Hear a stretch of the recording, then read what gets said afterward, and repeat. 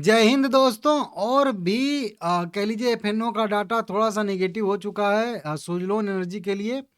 आज भी देखेंगे तो सुज़लोन में 1.25% की गिरावट देखने के लिए मिल रही है। हालाँकि ठीक है, मार्केट भी आज दबाव में ही था, लेकिन नीचे की साइड से मार्केट में अच्छी खासी रिकवरी आई है।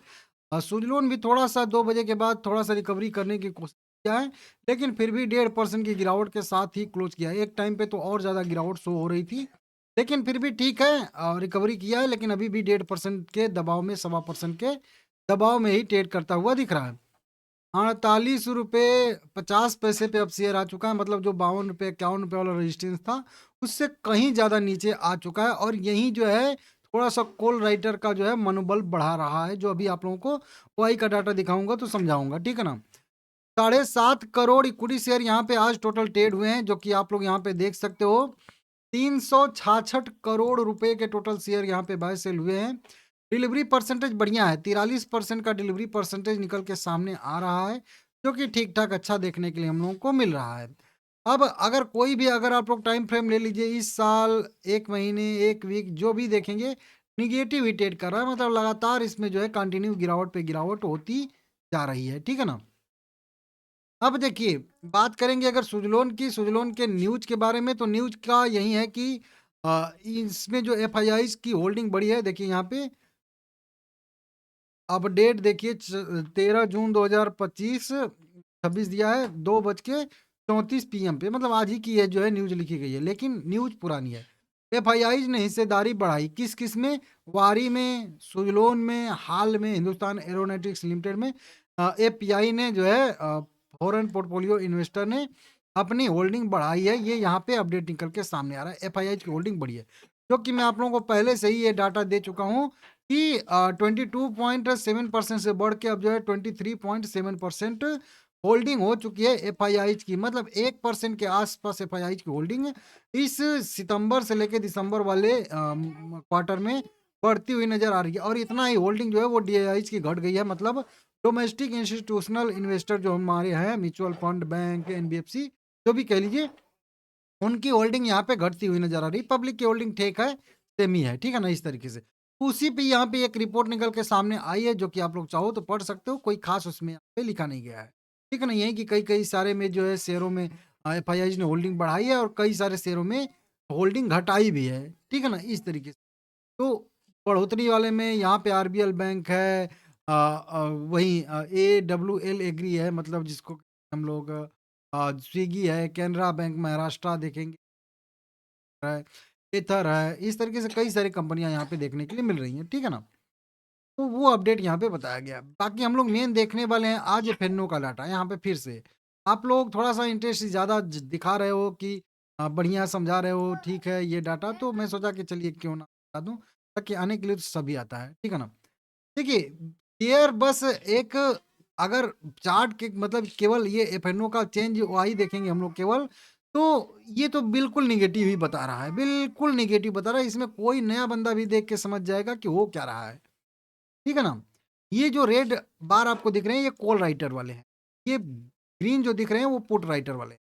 सीधा-सीधा कह लीजिए कि ये जो रेड बार बनी है, वो गिरावट वाली बार बनी है और ये जो ग्रीन बार बनी है, वो तेज़ी वाले जो लोग हैं, उनकी बार बनी है।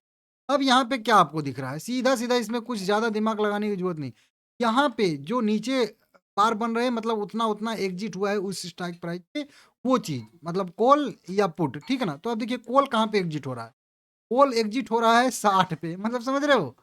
60 पे, जो 12 पॉइंट ऊपर है, उस पे एग्ज़िट हो रहा है। तो इसका तो मतलब सीधा-सीधा हुआ कि वहाँ पे लोग हेज करके अपना चल रहे थे, कॉल राइटर, या फिर कह लीजिए उसके बाद जो है यहाँ पे अपना थोड़ा बहुत कवर कर रहे हैं उसको, तो उससे तो कोई मतलब है नहीं, उसका देखेंगे आप प्राइस तो 5 पैसे इस तरीके से ट्रेड कर रहा है, तो उससे मतलब नहीं है। कहाँ पे आज कॉल राइटिंग हुई है, कहाँ पे नई पोजीशन बनी है, तो देखिए सबसे पहले तो जो सेफ वाले हैं वो 54, 55, 56, 57 यहाँ पे जो है अपना मलाई काट रहे हैं। जो थोड़े से अग्रेसिव वाले हैं वो यहाँ पे देखिए 3 लेवल पे, यहाँ पे 49, 50, 51 पे यहाँ पे जो है कॉल राइटिंग कर रहे हैं। मतलब उनको ये, मतलब वो मान के चल रहे हैं कि इसके ऊपर हम जाने नहीं देंगे, इसके ऊपर नीचे रहेगा, तो इन सभी कॉल राइटर को फ़ायदा होगा। समझ रहे हो आप लोग? उसके बाद भी अगर आप लोग देखोगे तो यहाँ पे 48 पे भी हो रहा है कॉल राइटिंग और ये 47 तक भी हो रहा है कॉल राइटिंग। आप देखोगे ध्यान से। आज मतलब आज की कॉल राइटिंग देखेंगे तो 47 तक भी हुई है, और 47 पे अगर हम लोग देखेंगे कितना हुई है, तो यहाँ पे लगभग 3 लाख कॉल राइटिंग हुई है। और यहाँ पे तो सब 15 लाख 16 लाख, यहाँ पे देखिए 15 लाख 51 पे है। उसके बाद 50 पे भी 10 लाख हुई है। 12-13 लाख जो है 49 पे कॉल राइटिंग हुई है। आज की बात कर रहा हूँ, पहले वाला छोड़ दीजिए, पहले वाला अभी दिखाऊंगा।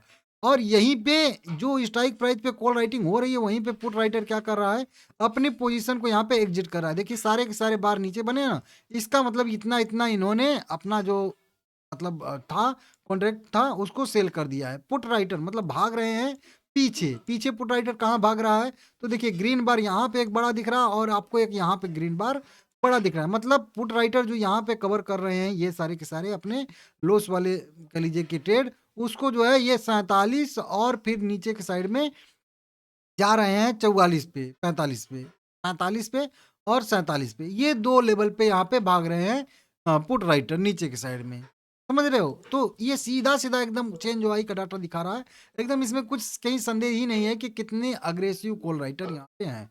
समझ रहे हो, ओपन एआई ओपन इंटरेस्ट का एनालिसिस करेंगे जितना अभी मतलब कॉन्ट्रैक्ट अभी जारी है मार्केट में चल रहे हैं। समझ रहे हो, इसमें आप देखोगे मेजोरिटी होल्ड जो ये बार दिख रही है आपको बड़ी बड़ी, ये कॉल राइटर के ही बार है। एक जो 54 पे अभी भी थोड़ा सा पुट राइटर टिका हुआ है, क्योंकि मंथली बेसिस पे सब कुछ होता है, तो उनको लगता है कि शायद मंथ के लास्ट तक हो जाएगा। और ये हेज भी होता है पीछे के साइड से, इस वजह से 54 पे अभी भी यहाँ पे पुट राइटर ज्यादा है। ठीक है ना, इस तरीके से समझ सकते हो आप। बाकी अगर आप लोग देखोगे तो 50 तक देखिए कॉल राइटर पुट राइटर पे हावी है। देख रहे हो आप लोग, 50 तक मतलब 50 के ऊपर एकदम जो है कॉल राइटर आके बैठ गया है। उसके ऊपर जाने का मतलब यहाँ पे है नहीं। और ये वाले तो एकदम बिल्कुल जो है एकदम घेर के जो कहते हैं ना कि वो बैठे हुए हैं। तो 50 ही अभी फिलहाल का एक रेजिस्टेंस हम लोगों को देखने के लिए अच्छा सा मिलने वाला है। बाकी पुट राइटर देख सकते हो कितना छोटा छोटा कैंडल है, खुद आप अंदाजा लगा सकते हो। तो समझ रहे हो, पुट कॉल रेशियो की बात करेंगे तो यहाँ पे देखिए 0.39 आ गया है। मतलब कह लीजिए मार्केट में टोटल 100 कॉन्ट्रैक्ट जारी हुए हैं, तो 100 में से कह लीजिए कि यहाँ पे 60 जो है वो कह लीजिए कॉल राइटर हैं, और केवल 40 जो है पुट राइटर हैं। तरीके से हो सकता है उससे भी यहाँ पे। समझ रहे हो कितना ओवरसोल्ड हो गया। ये पीसीआर 1 के आसपास होना चाहिए। 1 के आसपास पीसीआर रहता है, तो इसका मतलब कि 10 यहाँ पे कॉल राइटिंग हुई है, तो यहाँ पे कह लीजिए कि 100 कॉल राइटिंग हुई है तो 100 पुट राइटिंग।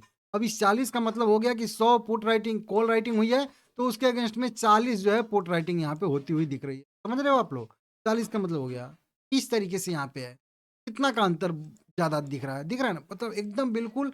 अगर पीसीआर का डाटा देखेंगे तो एकदम ओवरसोल्ड इसको कहते हैं, एकदम मतलब बहुत ज्यादा ओवरसोल्ड हो, मतलब बहुत ज्यादा गिर चुका है शेयर। यहाँ से एक मतलब बाउंस बैंक चाहिए, बाउंस बैंक। देखिए ये जो है जो अभी कॉल राइटिंग हुई है ना, इससे लग नहीं रहा है कि ये बाउंस बैक दे पाएगा, मतलब एक पुल बैक दे पाएगा। लग ही नहीं रहा, इतना जबरदस्त जो है कॉल राइटर ग्रिप बना के बैठा है हर एक स्ट्राइक प्राइस। ये थोड़ी सी दिक्कतें हैं।